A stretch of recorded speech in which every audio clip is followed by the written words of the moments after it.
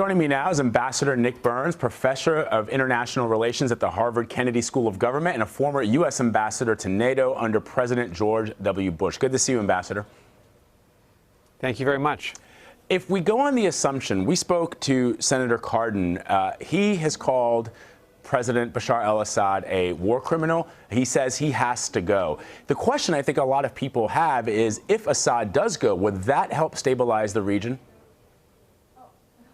Well, it's unclear at this point. I certainly understand why Senator Cardin would say that, given the attack on the United Nations convoy earlier this week, and given the loss of life there, and given the repeated attacks by barrel bombs, by aggressive air campaigns against the civilians of Aleppo and many other Syrian cities.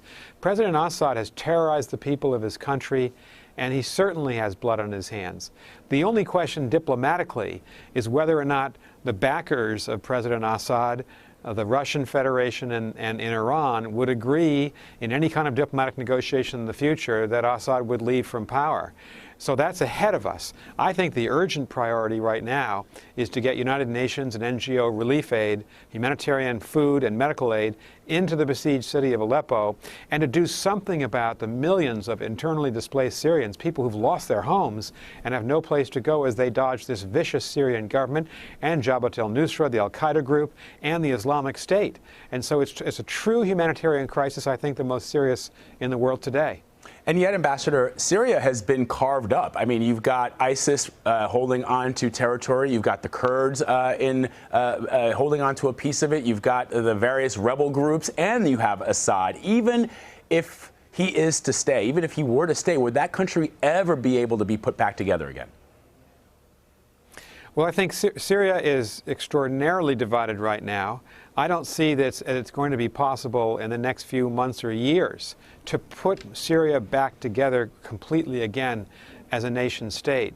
But I think all of us who have influence, and the United States has influence, have to work, first of all, stop the fighting, aid to the refugees, medical and food assistance to those people who are starving and are living without it in places like Aleppo. And then there's going to have to be a tough negotiation, perhaps at the end of this year, perhaps in 2017, where we try to use the influence of the United States to promote a ceasefire and some kind of political settlement that would in essence be a power-sharing agreement. I don't think Syria will be put back together, certainly not under Assad's leadership. You have Sunni centers of power, you have Kurdish centers of power, you have Alawite and Shia and Christian centers of power, and so something has to be done to put those people back into some kind of diplomatic arrangement, political arrangement, where they can stop fighting and agree to try to resolve their differences in some kind of transitional government. Ambassador, you mentioned the Alawites. That is the sect of Islam that President Bashar al-Assad belongs to, he and his family. Over in Jordan, another minority rule there, King Abdullah, he is and has been a staunch ally of the United States. The question, I think, is, can he influence? He's been very beneficial and helpful to the United States, but can he help bring some of these other Arab countries to the table to provide the same assistance that Jordan has been providing to the United States? Because it feels right now that Jordan is really the only one that has been at least as big of a partner in the region as the Israelis have been to the United States. Well, if there is to be a cessation of hostilities, and if Syria has any chance of finding its way back to some relative stability and even peace in the future, if one can even use that word right now, given the state of destruction, it's going to require the efforts of all the Muslim countries around Syria.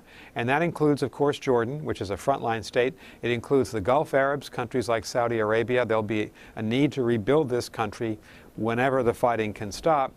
And it definitely includes Turkey, which, of course, is a neighbor of Syria.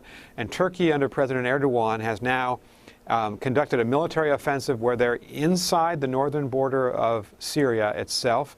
And Turkey could be a country that could possibly be a place where refugees could go to seek a safe haven and to seek some protection from the vicious fighting in this war. Ambassador Nick Burns, fascinating discussion, sir. Thank you so much for taking the time out to talk to us. Thank you.